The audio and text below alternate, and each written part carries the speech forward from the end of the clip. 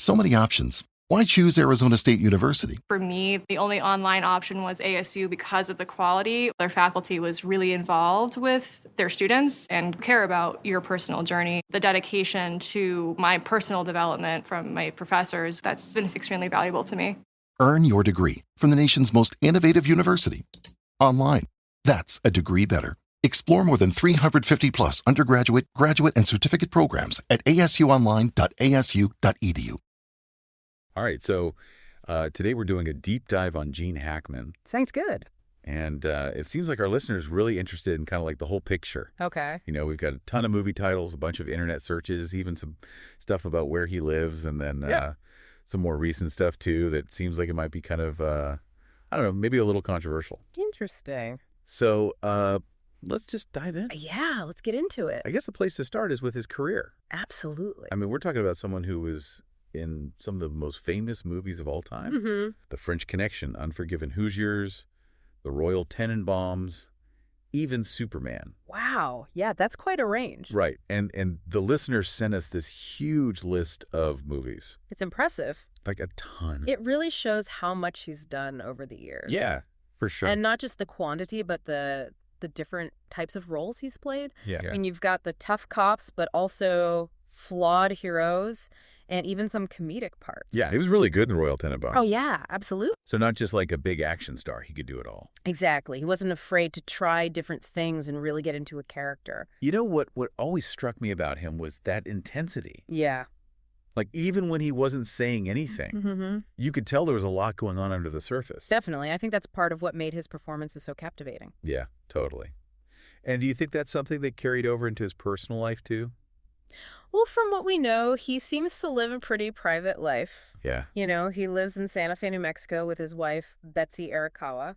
Okay, so far away from Hollywood. Right. It seems like he prefers to be out of the spotlight. Which makes these internet searches even more interesting. Oh, yeah. The listeners sent some strange ones. Yeah, like Gene Hackman found dead. Yeah. Gene Hackman cause of death. Wow. Even specific searches like carbon monoxide poisoning and TMZ. That's a little concerning. I know, right? It's like everyone on the internet suddenly thinks he's gone. I guess when you have someone who's been such a big part of our culture for so long, Yeah. people are always going to be curious about what's happening with them. Right. Yeah. Especially when it comes to life and death. Exactly. But here's the thing. We went through all the stuff the listener sent, Mhm. and there's nothing from any, like, real news sources. That's right. No obituaries, no official statements. So what do we make of that? I think it's a good reminder that not everything you see online is true. Yeah, that's a good point.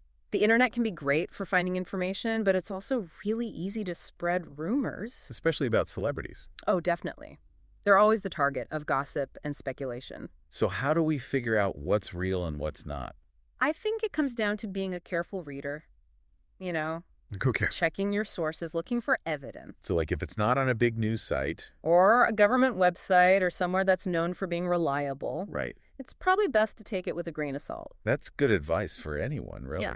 Absolutely. We all need to be more critical of what we see online. Well, this has been a really interesting deep dive. Yeah. We've learned about Gene Hackman's incredible career, his choice to live a more private life, and even had to grapple with this uncertainty about his current status. It's fascinating how much one person can capture the public's imagination. Yeah, and it makes you think about how we consume information in this digital age. It definitely does. So I guess the question for our listener is, how do you decide what to believe? How do you separate fact from fiction when there's so much noise out there? Yeah, that's something we all need to consider. Absolutely. It's a challenge, but it's one we have to face head on. Well said. Thank you so much for joining me on this deep dive. It was my pleasure. And to our listener, thanks for sending in these sources. We'll see you next time for another deep dive. Bye. Today is your lucky day.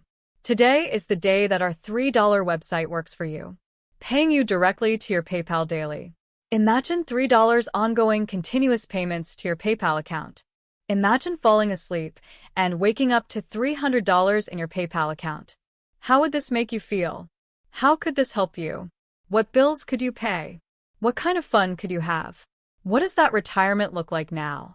All for a one-time payment of $3. This website is DFY done for you, fully built and completely hosted, and never stops collecting payments for you. You have spent $3 on coffee on a regular, but that coffee won't help you create multiple streams of income. Click the link below.